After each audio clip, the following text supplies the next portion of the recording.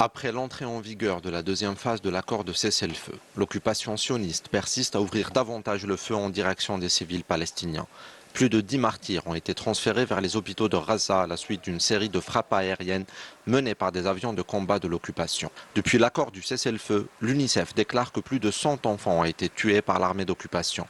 Amnesty International dénonce et condamne l'entité sioniste qui continue de perpétrer un génocide contre les Palestiniens malgré le cessez-le-feu.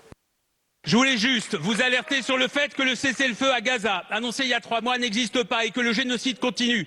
Depuis le 10 octobre dernier, 450 Palestiniens ont été tués à Gaza. Parmi eux, plus de 100 enfants. Des centaines d'autres enfants ont été blessés.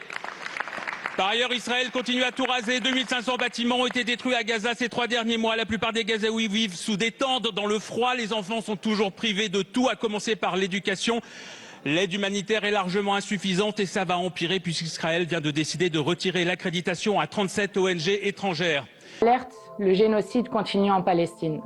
Malgré le cessez-le-feu de carton, depuis 3 mois, au moins 440 Palestiniens ont été tués par l'armée de Netanyahou. Parmi eux, 100 enfants. Un cessez-le-feu où, en moyenne, un enfant palestinien est tué chaque jour n'est pas un cessez-le-feu.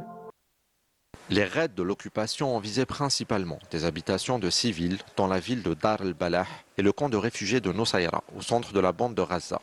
Il n'est plus à démontrer que la volonté déclarée de l'armée d'occupation est claire. Continuer de mener des opérations militaires en profondeur à Gaza. Cette annonce constitue une déclaration de guerre de l'entité sioniste au cours des dernières 24 heures. Son message est clair. Elle rejette la deuxième phase du cessez-le-feu et est déterminée à continuer le massacre.